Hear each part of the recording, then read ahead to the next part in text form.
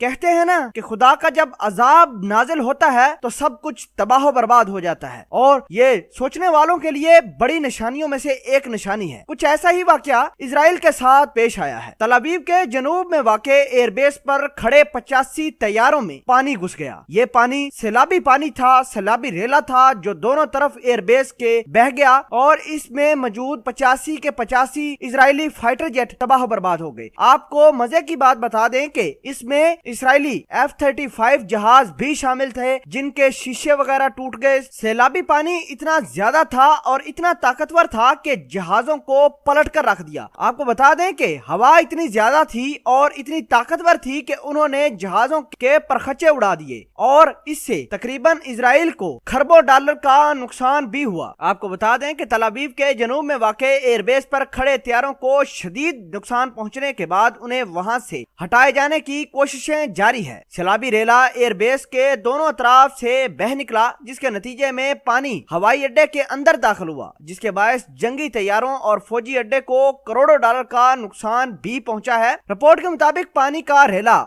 हवाई अड्डे के गोदाम में दाखिल हो गया, जिसके नतीजे में गोदाम मलबे से भर गया, और इसके अलावा कई जहाजों को शदीद नुकसान भी पहुंचा। हवाई अड्डे पर बाज मकामात पर पानी तकरीबन 5 से 6 मीटर खड़ा था, जिससे जहाजों को नुकसान बहुत ज्यादा हुआ। अब आपको बताते हैं कि ये इजरायली जहाजों पर खुदा का कहर आखिर नाज़िल ही क्यों हुआ। पहली बात तो ये है कि शाम के अंदर जितनी भी इन्होंने तबाही की है सारी दुनिया जानती है, और कुछ दिन पहले जब अमेरिका और ईरान के दरमियान कशीदगी हुई थी तो इजरायलियों ने ही अपने जहाज लाकर इराक के अंदर अमेरिका बेसिस के अंदर लगाए थे कि वक्त आने पर अमेरिका अगर हुक्म दे तो ईरान पर इन्हीं जहाजों से यानी इजरायली जहाजों से ही हमला किया जाए। नाज़रीन ग्रामी, फिर अल्लाह की कुदरत देखिए कि अभी ईरान और अमेरिका के मामले को कुछ दिन ही गुजरे हैं कि ये इजराइल को काफी नुकसान उठाना पड़ा है, और 85 जहाज इनके तबाह बर्बाद हुए हैं, खरबों रुपए का नुकसान हुआ है। ये जहाज फाइटर जहाज थे, और इन जहाजों में F-35 जहाज भी मौजूद थे जो मुकम्मल तौर पर तबाह हो चुके हैं, किसी काम के नहीं रहे। अब इजरायली नुकसान को पूरा करने के लिए मुख्तलिफ ममालिक से असले की डील भी करेंगे ताकि वो अपने इस नुकसान को कंपनसेट कर सके। जैसे वो भारत को असला बेच सकता है। इसके अलावा अरब में इजराइल के बड़े ज्यादा ताल्लुकात हैं। बहुत सारे अरब ममालिक इजराइल के पिट्ठू बन चुके हैं। वो इजराइल से असला लेंगे या फिर वैसे ही इजराइल की मदद करेंगे